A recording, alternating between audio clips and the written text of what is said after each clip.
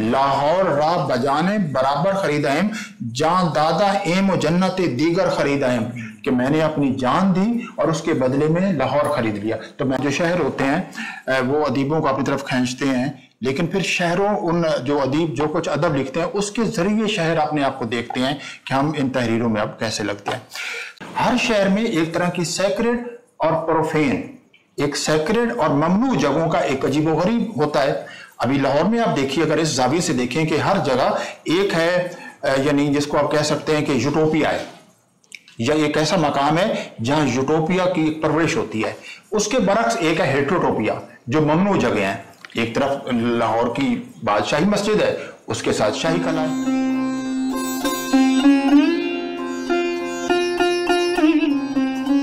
तसानीफ में नए नकात के नाम खतूत, ये किस्सा क्या है बाइनी का, नज़्म कैसे पढ़ें और राग से लिखी गई किताब शामिल है। इस मुख्तसर से तारुफ के साथ मैं नासिर साहब को दावत दूंगी कि वो आए और किताब से मुतल्लिक़ अपना इज़हार ख्याल करें। और डॉक्टर ताहिर कामरान साहब का बतौर ख़ास शुक्रिया। मेरे ख्याल इस किताब की तकरीब रुनमाई की सदारत के लिए इस शहर में नहीं पाकिस्तान में सबसे मौजू तरीन आदमी हैं, हमारे ज़माने के बहुत ही एक अहम मौरख इकबाल कैसर साहब का बहुत शुक्रिया। वो तशरीफ़ लाए, उन्होंने एक चैप्टर भी इस किताब के लिए लिखा। डॉक्टर अम्बरीन सलाहुद्दीन साहबा वो तशरीफ़ लाई, उनका भी एक चैप्टर इस किताब में शामिल है। और आप सब हजरात जो तशरीफ़ लाए हैं, आप सबका बहुत शुक्रिया। अली उस्मान कासमी साहब का शुक्रिया जिन्होंने इस तकरीब का एहतमाम किया। मैं अपनी गुफ्तगू का आगाज़ तो और भी कुछ लोग हैं जिनके शुक्रिया से करना चाहता हूँ, इसलिए कि ये किताब इसके बगैर मुमकिन नहीं हो सकती थी। ये डॉक्टर नज़रा शहबाज साहबा, खुदा करे वो ज्वाइन करें, क्योंकि जब वो डायरेक्टर थी उस वक्त इस किताब का बीज पड़ा।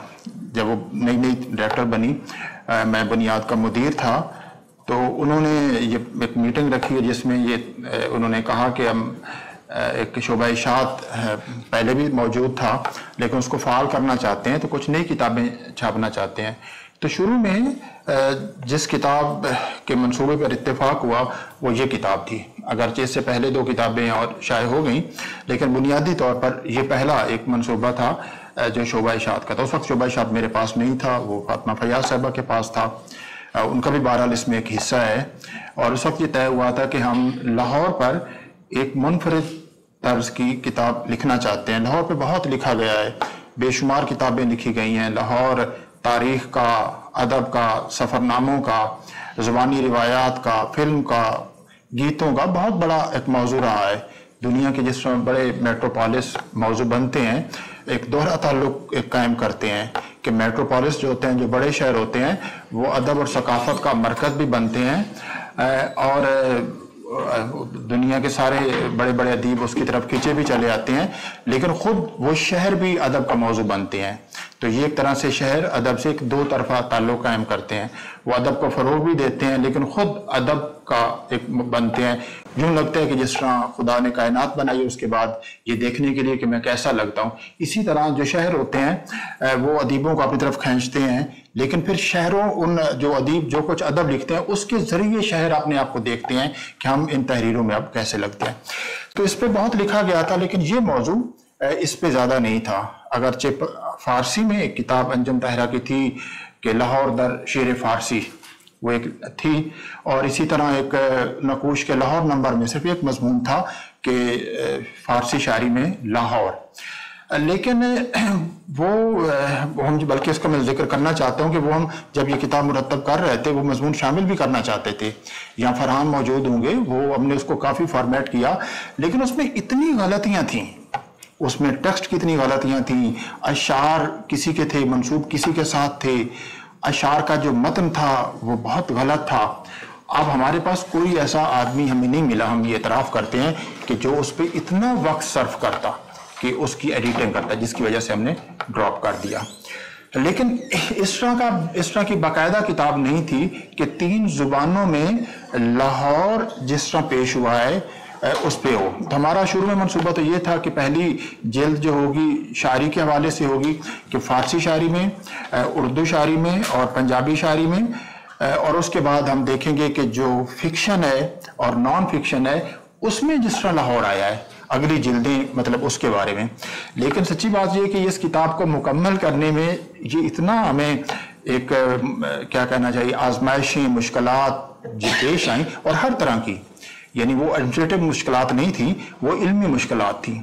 हमारे मुआशरे में इल्मी मंसूबों को मुकम्मल करना एक अकेला आदमी आसानी से मुकम्मल कर लेता है, लेकिन जब आपने बहुत से, आपको इन्हिसार करना पड़े बहुत से लोगों पर, तो फिर उसमें काफ़ी वक्त लग जाता है, वो डेडलाइंस आमतौर पर नहीं होती। बहरहाल इसके बावजूद हमें ये खुशी है और हम इस पे बहुत, और सब लोगों का शुक्रिया मैं शुरू में अदा करना चाहता हूँ जिन्होंने इसमें हमारा साथ दिया। डॉक्टर नजरा ने, डॉक्टर फातिमा ने, ज़ैद हसन साहब बैठे हैं, ये पंजाबी का हिस्सा इनके साथ था, इन्होंने बहुत मदद की, और इसके अलावा शाइस्ता हसन है, उन्होंने ये बहुत मदद की, और इसके अलावा हमारे सबसे ज़्यादा शुक्रिया के मुस्तहिक वो लोग हैं जिन्होंने इसके लिए मज़ामीन लिखे। उनमें शोबा उर्दू में हिंदुस्तान से हमने एक हमारे दोस्त हैं सरवर हुदा साहब, उन्होंने नासिर काज़मी का लाहौर, इस पर एक बहुत अच्छा मजमून लिखा।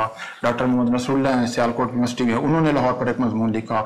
अम्बरीन सलाहुद्दीन साहब बैठी हैं लाहौर में जो तानीसी जाविये से कि औरतों ने जो अदब लिखा है, औरतों के, पाकिस्तानी औरतों की उर्दू शायरी में लाहौर की रिप्रेजेंटेशन कैसी है, बिल्कुल एक नया मौजू है, और ये पहली दफ़ा ये लिखा गया है कि लाहौर में उनके रहने का जो तजुर्बा है, उस तजुर्बे का असर उनकी शायरी पर फेमिनिस्ट एक तनाज़ुर में क्या पड़ा है, तो इस पे इन्होंने लिखा है। और शाइस्ता हसन ने हबीब जालिब के हवाले से ये लिखा है। इसी तरह फारसी में फैगा शहबाज ने एक अंग्रेजी में हमें आर्टिकल मुहैया किया, और उसके बाद उसका उर्दू तर्जुमा भी हमने शामिल किया है। और दूसरा जो आखिरी अहम हिस्सा है, मैं इसमें तो बहुत ही अहम हिस्सा है, वो पंजाबी का हिस्सा है, जिसमें इफ्तिखार अहमद सुलहरी साहब का बहुत शुक्रिया कि उन्होंने लोक शायरी में जो पंजाब लाहौर का जिक्र है उस पर लिखा। वासिफ लतीफ़ साहब ने जो पंजाबी शायरी में अमूमी तौर पर लाहौर की तर्जुमानी हुई है, करामत अली मुगल साहब ने और इकबाल कैसर साहब ने, कि पंजाबी फिल्मी शायरी में लाहौर किस तरह जाहिर हुआ, ये काफ़ी मुहक्किकाना अंदाज में लिखे हुए और बहुत ही मेहनत और इखलास से लिखे हुए मज़ामीन हैं। तो मैं सबका बहुत शुक्रिया अदा करता हूँ। इसके अलावा इस मनसूबे की तकमील में जिन लोगों ने साथ दिया, फरहान सबसे ज़्यादा हमारे साथ रहे, इन्होंने बहुत से लोग जो बैकग्राउंड में रहते हैं उनका ज़रूर जिक्र करना चाहिए, उनके बगैर ये काम मुकम्मल नहीं हो सकते। असद साहब हैं बैठे, इन्होंने काम किया, आमना ने काम किया, आकिब हमारे साथ पहले, उन सब का शुक्रिया। लाहौर, ये एक मैं चंद बातें इसमें अर्ज करना चाहता हूँ कि लाहौर पे हमने ये जब ये मनसूबा बनाया और उसको लिखना शुरू किया, तो हमारे पेश नज़र क्या बुनियादी ख्याल था।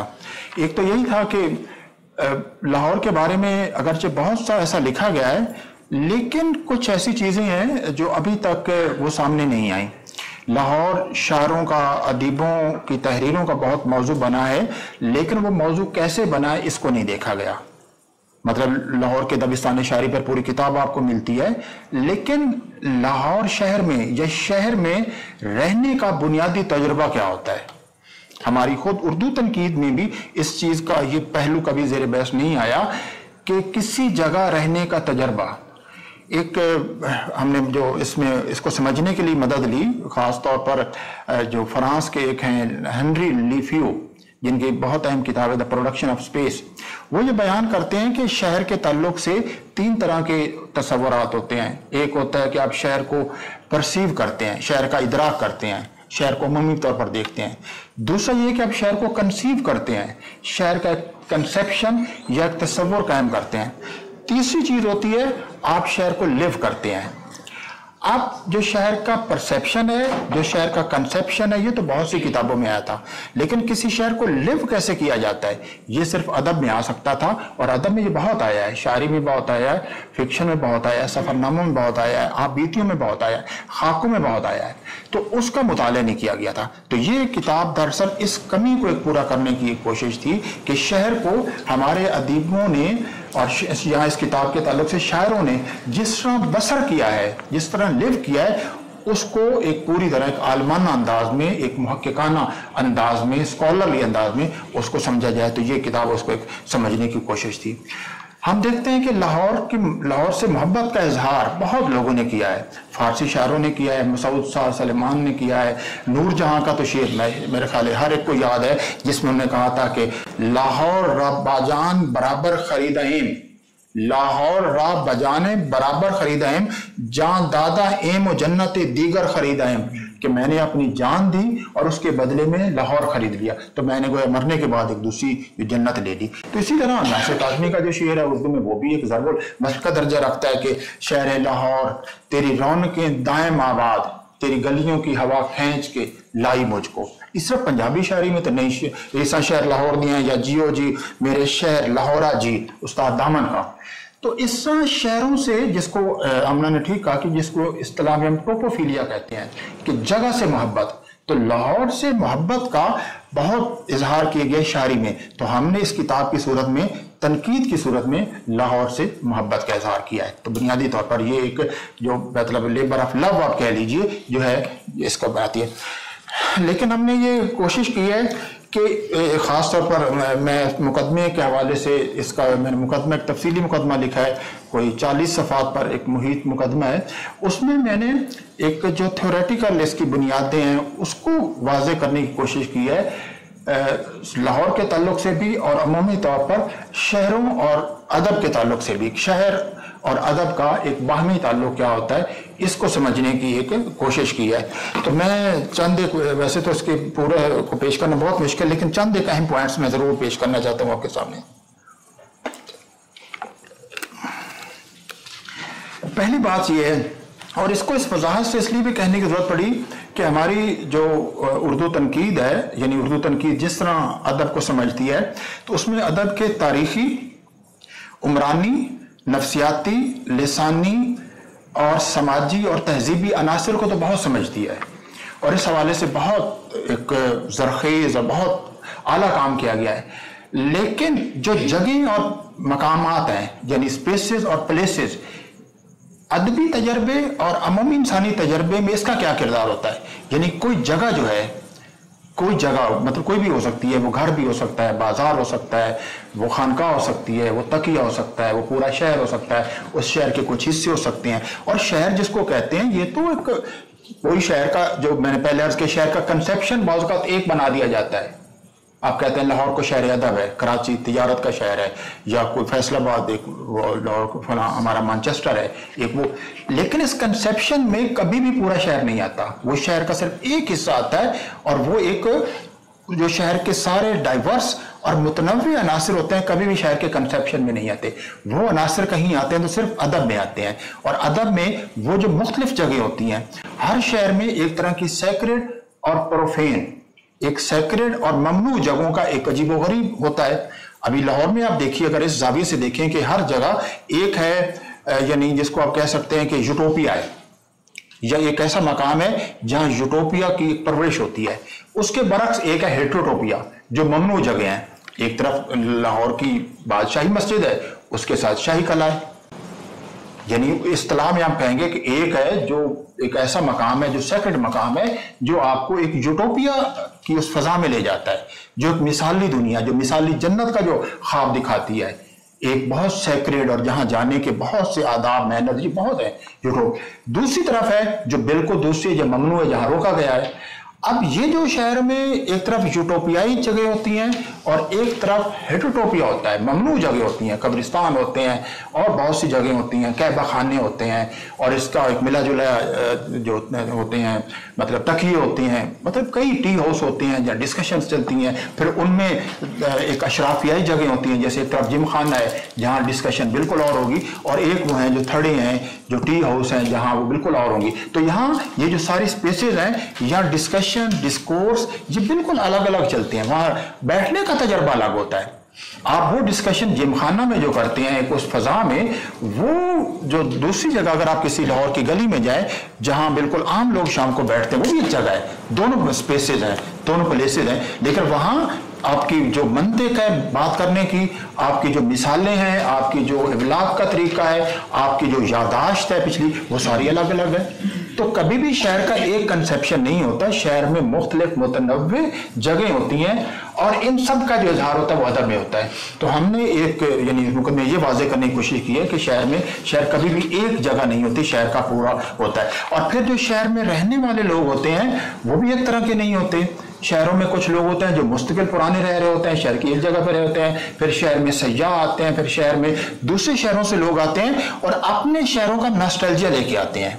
अब ये शहर और नॉस्टैल्जिया का इतना गहरा ताल्लुक है कि मैं इसमें कुछ हिस्सा में बयान किया गया कि जब मसलन महमूद गजनवी यहाँ आया है और वो सारे लोग आए हैं, तो अपने साथ क्या वजह है कि जब भी कोई बाहर से हुक्मरान आते हैं, हमलावर आते हैं, तो वो उस शहर को, यानी वो, और हमलावर कोई भी हो, वो खा मुसलमान हमलावर हों या उसके बाद जो यूरोपियन हमलावर हों, वो शहरों को जो तब्दील करते हैं वो अपने शहरों का नॉस्टैल्जिया ले आते हैं और अपने जैसे शहर वहां बनाते हैं। वो अब लाहौर को गजनी बनाने की कोशिश करते हैं या लाहौर को लंदन बनाने की कोशिश करते हैं, और वो जो पुराना असल शहर होता है उससे उनका ताल्लुक नहीं होता, उससे एक डिस्टेंस पे रहते हैं। तो इसी तरह जब मुहाजिरीन आते हैं तो अपनी बस्तियों और अपने शहरों का वो नॉस्टैल्जिया लेके आते हैं, और उन शहरों में रहते हुए वो फिर छोटे छोटे पॉकेट्स भी बन जाते हैं, और उनकी तहरीरों में वो उन शहरों को उस अपने बस्ती के नॉस्टैल्जिया की रेफरेंस से देखते हैं। तो लिहाजा शहर में रहने का ना तो तजर्बे का होता है, और शहर में बल्कि एक इसमें मैंने मिसाल भी दी है कि शहर जो होता है, शहर को कहा जाता है अब कि शहर एक टेक्स्ट की तरह है। City is a like a text है, हर शहर एक मतन है। अब हर शहर अगर एक मतन है तो उस मतन की हम जानते हैं कि मल्टीपल इंटरप्रिटेशन होती हैं, तो किसी शहर की कोई एक ताबीर हो ही नहीं सकती किसी शहर की, या आप यूं समझिए कि शहर एक मुख्तलिफ ताबीरों के लिए एक ओपन एंडेड टेक्स्ट की तरह होता है, मुख्तलिफ ताबीर है। और इसमें एक मिसाल मैंने दी है, वो अजमल कमाल ने एक रिसाला, एक मज़ामीन की किताब छापी है, हुस्न और सफाकी की सरजमीन, जिसमें उन्होंने यूगोस्लाविया के कुछ लोगों के जो उनके मज़ामीन है, तो एक मजमून वहाँ के एक आर्किटेक्ट का है, बोक्ता नोविच उनका नाम है। उसमें वो लिखते हैं कि मैंने अपने 20 तालिब इल्मों से कहा कि आप बलगराद शहर में जाइए, और उनकी जो और सारे के सारे नौजवान आर्किटेक्ट हैं जो अभी मतलब इंटर्नी है, यूं समझिए, अभी वो तालीम मुकम्मल करने के फौरन बाद, तो आप जाइए और उनके बाद में आके नक्शा बनाइए। कहते वो 20 लोग गए, उन्होंने एक ही तरह की सारी इमारतें देखी और एक ही वक्त में देखी। जब वापस आए और उन्हें उन इमारतों के नक्शे बनाए तो हर आदमी का जो नक्शा था दूसरे आदमी से मुख्तलिफ था। तो उसने इससे ये नतीजा खज किया कि कोई शहर और शहर की कोई एक जगह वहां रहने वालों के लिए एक नहीं। तो उसकी बुनियादी वजह यह है कि शहर अगर एक टेक्स्ट की तरह है तो टेक्स्ट की इंटरप्रिटेशन में जो उस टेक्स्ट को पढ़ने वाला है वो खुद शामिल होता है। किसी टेक्स्ट की, हम जानते हैं ये तो लंबी बहस है, किसी टेक्स्ट की कोई ऑब्जेक्टिव और एक यूनिवर्सल या एक सिंगल इंटरप्रिटेशन तो हो ही नहीं सकती। वो तो वक्त के साथ, लोगों के साथ और लोगों के जो मुख्तलिफ पर्सपेक्टिव हैं उनके साथ बदलती रहती है। यही कुछ शहर के साथ भी होता है। तो इसलिए अब लाहौर को भी जब मुख्तलिफ लोगों ने देखा है, जो यहाँ के रहने वाले थे और जो बाहर से आए, उन्होंने शहर को, मिसाल के तौर पर हम मसूद सलमान का बहुत जिक्र करते हैं कि उन्होंने लाहौर को, उन्होंने अपने साथ लाहौरी भी लिखा और उन्होंने लाहौर के बारे में बहुत लिखा, हब्सिया शायरी लिखी, लाहौर की बहुत तारीफें लिखी। हमने भी उनका यहाँ एक चंद अशार दिए हैं, जो शेर ज़मान साहब का मैं शुक्रिया अदा करना भूल गया, जो हमारे बहुत मशहूर खतात हैं जिन्होंने इसके लिए खताती भी की, तो उनके हाथ का लिखा हुआ वो भी है। लेकिन आप देखिए कि उसके बावजूद वो लाहौर की मोहब्बत का इजहार वो अपनी ज़ुबान फारसी में करते हैं, वो लाहौर की मोहब्बत का इजहार लाहौर की ज़ुबान में नहीं करते। तो इसलिए वो जो एक नॉस्टैल्जिक एक एलिमेंट होता है, और इसको मतलब मैं इसको कोई बुरा नहीं कह रहा, मैं सिर्फ एक्सप्लेन कर रहा हूं कि वो नॉस्टैल्जिक एलिमेंट हर हाल में आता है, वो किसी न किसी जगह पे जाहिर होता है। ये मुमकिन नहीं है किसी राइटर के लिए कि जिसने अपना वतन छोड़ा, इसलिए, और उसकी बुनियादी वजह क्या है कि शायद किसी भी जगह रहने का जो तजुर्बा है वो माँ की कोख में रहने के तजर्बे की तरह है। जिस तरह आदमी की पहला जो एक उसका जो लम्स, जो अवलीन लम्स जो होता है, कोई भी इंसान अपनी माँ की कोख का या अपनी माँ का लम्स है, सेम इसलिए जमीन को माँ के तौर पर गलत नहीं कहा गया। ना आदमी माँ का लम्स बुला सकता है, ना जमीन का लम्स बुला सकता है। आदमी कहीं चला जाए, दुनिया के किसी किनारे पे चला जाए, वो लम्स उसके साथ रहते हैं। लिहाजा उनको कोई, अगर कोई एक शहर में आकर अपने शहर का किस्सा लिखता है तो वो बिल्कुल अपने साथ दयानादारी करता है कि वो जब लिखेगा तो वो वही लिखेगा जिसको वाकई एक्सपीरियंस कर रहा है। तो लिहाजा वो नॉस्टैल्जिया वहां आकर रहता है। हाँ, वहां रहने वाले जो होते हैं, वहां एक ज़ाहिर डिबेट जरूर चलती है कि हम उन शहरों में आए हैं तो आप अपनी बस्तियों के किस्से क्यों लिखते हैं, इसका किस्सा क्यों नहीं लिखते। तो वो शहरों के साथ, अब जो जिसको टोपोफिलिया कहते हैं, वो नए शहरों के साथ जो ताल्लुक है वो उसको बनने में देर भी लग सकती है, उस शहर का हिस्सा बनने में भी आ सकती है, लेकिन चूंकि जगह हमारे तजर्बे का लाजमी हिस्सा है, तो जो अव्वलीन जगह होती हैं वो हमेशा इंसान के साथ रहती हैं। उससे मुमकिन नहीं है कि आप अपनी अव्वलीन जगह को भूल जाएं, और अव्वलीन जगह को भूलना एक तरह से बेवफाई होती है। तो लिहाजा कोई राइटर मतलब और जिंदगी में बहुत बेवफाइयां करते हैं, लेकिन राइटर अपने जो एक्चुअल तजर्बा है, जो उसका एग्जिस्टेंशियल तजर्बा है, उसके साथ बेवफाई का मुतहम्मिल नहीं हो सकता। अच्छा, इसी तरह एक जगह पे कुछ थोड़ी सी और बहस भी की है, और इसमें मैंने गालिब के कुछ अशार दिए हैं कि गालिब जब कलकत्ते गए थे, कलकत्ता अब ज़ाहिर वो दूसरी जगह पे गए थे, और जब वापस वो, मैं माफी चाहता हूँ कासिम जाफरी साहब ने टाइम देखे, मुझे लगा मैं बिल्कुल मुख्तसर करता हूँ ताकि वो दूसरे लोगों को ज्यादा बात करने का मौका।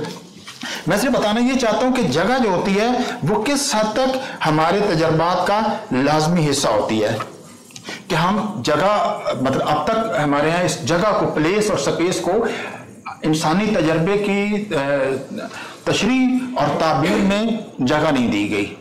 लेकिन अब मैं ये कहना चाहता हूं कि वो जगह जो होती है वो इतनी ज्यादा शामिल होती है कि बाहर की जगहों का एक्सपीरियंस हमारे अंदर की जगहों के साथ होता है। बल्कि जो तसव्वुफ की जुबान है, तसव्वुफ की जुबान और बहुत सी मजहब और सातीर की जुबान में वो सारी जो अलामतें शामिल है उनका ताल्लुक जगह के साथ है। जैसे तूरे सीना, तो जो तजर्बा उन्होंने एक पहाड़ पे किया था वो जगह उसके साथ जरूर आएगी। इसी तरह हमारी जो लोक दास्तानी है, आप सोनी महिवाल का तस्वुर आप चनाब के बगैर नहीं कर सकते, उमर मारवी का थर के बगैर नहीं कर सकते, हीर रांझा का जंग के बगैर नहीं कर सकते, इसी तरह सस्सी पुन्नू का केज के साथ नहीं कर सकते, लैला मजनू के किस्से का दश्त के बगैर तस्वुर नहीं कर सकते।